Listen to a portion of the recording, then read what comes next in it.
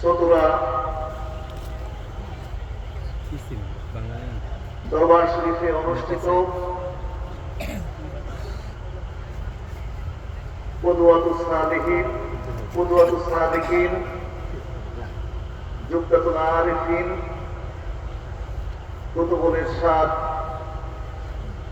আলহাজ শাহ সুফি professor Hazrat Maulana Abdul Khalek রহমাতুল্লাহ আলাইহির ৬৯তম বার্ষিক ইসালে সওয়াব মাহফিল আজকের মাহফিলে উপস্থিত রয়েছেন ঐতিহ্যবাহী চতুরা দরবার শরীফের মহাপরিচালক আওলাদে ওলি জনাব আলহাজ জাহিদ কুদ্দুস, আমার সম্মানিত বড় ভাই সাহেব দামাতুল আলিয়া, এবং উপস্থিত রয়েছেন আমার শ্রদ্ধেয় ভাই জনাব আশিকুর রহমান, আশিক হুসাইন ইজাদা হুসাইন সাহেব দামাতুল আলিয়া, এবং আমন্ত্রিত উলামায়ে কেরাম,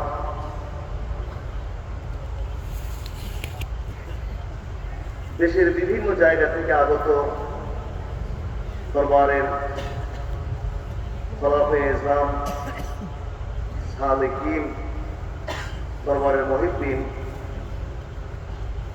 চতুরা গ্রামবাসী সহ অত্র এলাকার বিভিন্ন জায়গা থেকে আগত মুআজ্জাজ হাজিরিন,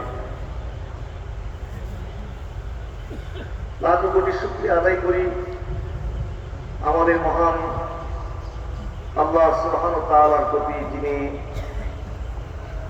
যিনি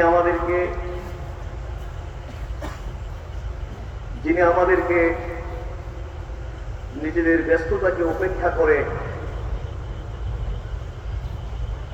আল্লাহ তাআলার সন্তুষ্টি অর্জন করার জন্য, কোরআন এবং সুন্নাহ সম্পর্কে বিশুদ্ধ নলেজ অর্জন করার জন্য সুস্থ রেখে এরকম একটি মহান মাহফিলে, মহান দরবারে আমাদেরকে হাজির করলেন।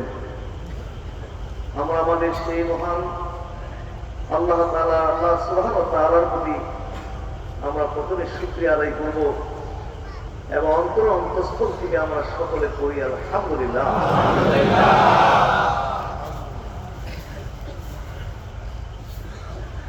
আল্লাহ তাআলা আমাদের যাদেরকে আসার জন্য তৌফিক দিয়েছেন, আমরা আসতে পেরেছি।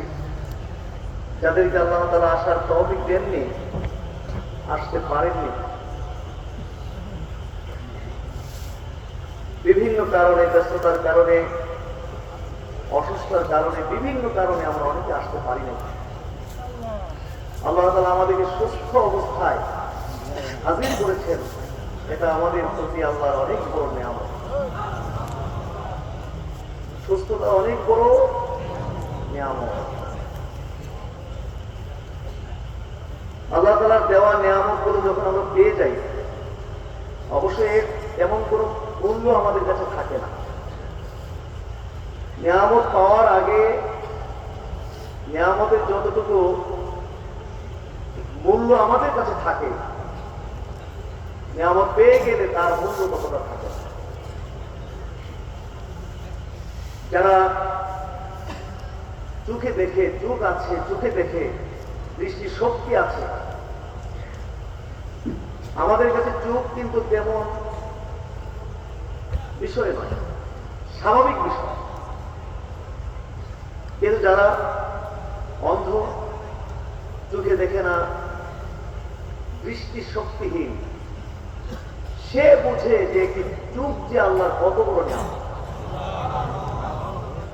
যারা অন্ধ, বধির, কি বলে, যারা কানে শোনে না, বধির, তারা বুঝে যে শ্রবণ শক্তির কত দাম, একটি দামের যে কত মূল্য। অনুরূপভাবে যারা অসুস্থ হসপিটালে আছে, আইসিইউতে আছে কিংবা লাইফ সাপোর্টে আছে, তারা বুঝে যে সামান্য একটু সুস্থতা এটা যে আল্লাহ তাআলার পক্ষ থেকে কত বড় নিয়ামত।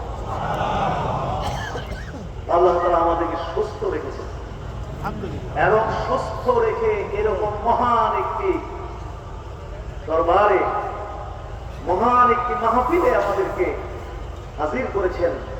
এটা আল্লাহ তাআলার পক্ষ থেকে আমাদের প্রতি অনেক বড় অনুগ্রহ, নিয়ামত। সেই নিয়ামতের শুকরিয়া আমাদেরকে আদায় করতে হবে। অন্তরের সবচেয়ে গভীরতম জায়গা থেকে আল্লাহর শিখানো কালিমাতুশ শুকর, শুকরিয়া আদায় করার যে কালিমা বাক্য রয়েছে, সেই বাক্য দিয়ে আমরা সকলে একবার পড়ব আলহামদুলিল্লাহ।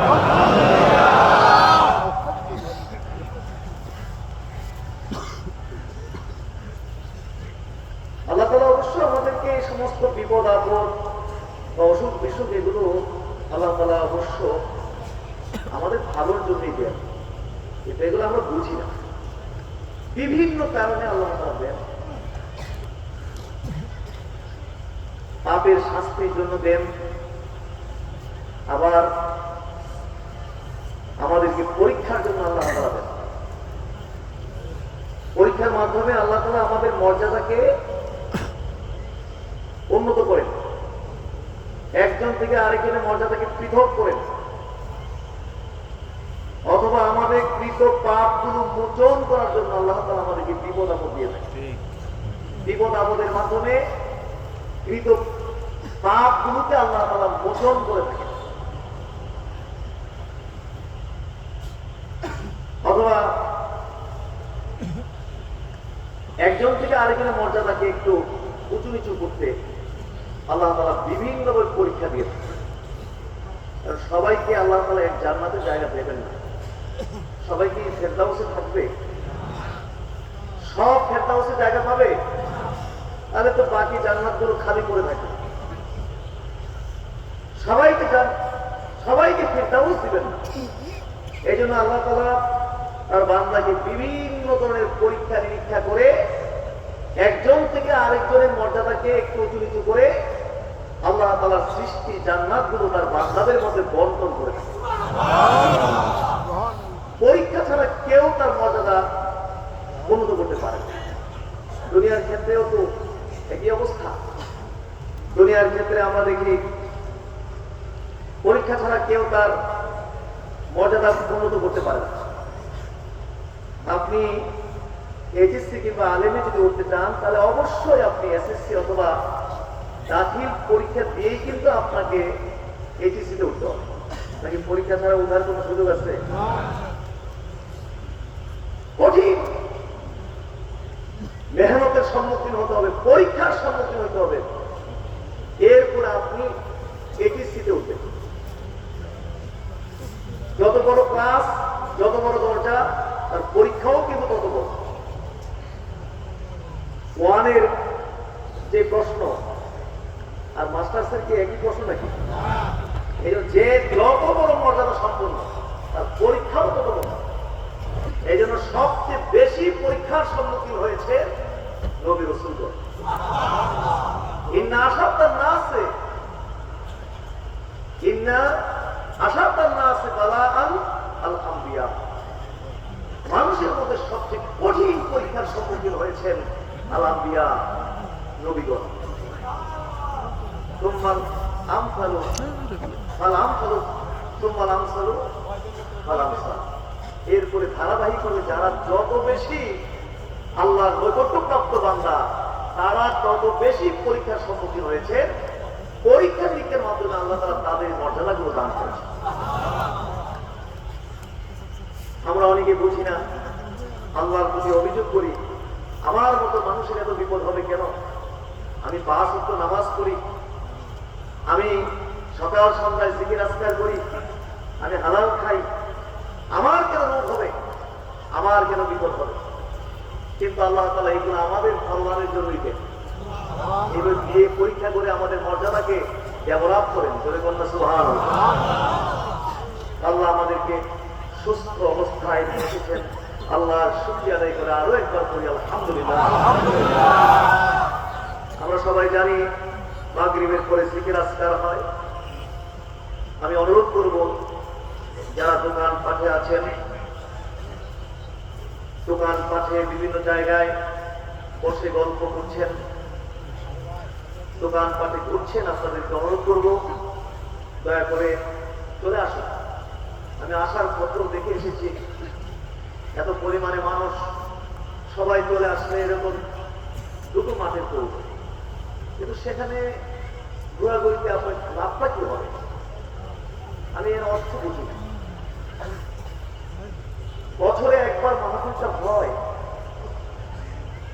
আমরা কেন বঞ্চিত হই? অতটুকু যদি আমাদের জ্ঞান না থাকে তাহলে তো আমি মনে করবো যে এটা আমাদের জন্য বড় দুর্ভাগ্য।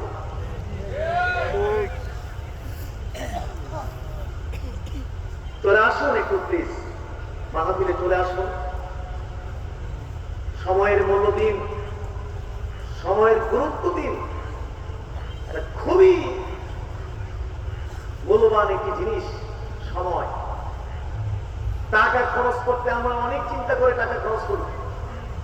এই টাকাটা আমি যে খরচ করবো, এই টাকাটা এর মধ্যে আমার লাভ কি লস কি 10 বার চিন্তা করে কিন্তু আমরা একটা টাকা খরচ করি। কিন্তু সময় যে খরচ করি এই ব্যাপারে আমাদের 1 সেকেন্ডের কোন চিন্তা ভাবনা নেই, বেহুশের মতো করছি। অত সময় খুবই মূল্যবান। আমাদের মাঝে 5টি প্রশ্নের উত্তর দিতে হবে। এই 5টি প্রশ্নের উত্তর দেওয়া ছাড়া আদম সন্তান তার রবের সামনে থেকে চুল পরিমাণ পাও নাড়ার ক্ষমতা থাকবে। তার মধ্যে দুটো প্রশ্ন হলো সময় সংক্রান্ত প্রশ্ন। সময় আনমৃহী, তার বয়স সম্পর্কে জিজ্ঞেস করা হবে। বয়স সম্পর্কে জিজ্ঞেস করা হবে যে 70, 80, 100 বছর আমি তোমাকে দিয়েছিলাম, দুনিয়ার জীবনে তুমি 100 বছর হায়াত পেয়েছিলে, বেঁচেছিলে। প্রতিটি সেকেন্ডের হিসাব দাও, প্রতিটি মিনিটের হিসাব দাও। উত্তর দেওয়া ছাড়া চুল পরিমাণ পাও নাড়ার কোন ক্ষমতা থাকে না। দ্বিতীয় আরেকটি প্রশ্ন, সেটাও সময় সংক্রান্ত প্রশ্ন। বিশেষ করে ইয়াং বয়সটা সম্পর্কে জিজ্ঞেস করা হবে। আন শাবাবিহি, তার ইয়াং বয়স, যুবক বয়স সম্পর্কে জিজ্ঞেস করা হবে। কারণ যুবক বয়সে মানুষ সময়গুলোকে বেশি অযথা নষ্ট করে। এই জন্য স্পেশাল আবার এই যুবক বয়স সম্পর্কে জিজ্ঞেস, তোমার যুবক বয়সটা কিভাবে কাটিয়েছে? 5টি প্রশ্নের উত্তর দেওয়া ছাড়া কেউ নড়তে পারবে না। এর উত্তর দিতে গিয়ে দাঁড়িয়ে থাকতে হবে কারোর জন্য অন্তত 50,000 বছর। আমাদের মাঝে কত বছর দাঁড়ায় থাকতে হবে? কেউ দাঁড়ায় থাকবে 50,000 বছর পর্যন্ত ঠায় দাঁড়ায় থাকতে হবে। কেউ 30,000 বছর, কেউ 20,000 বছর।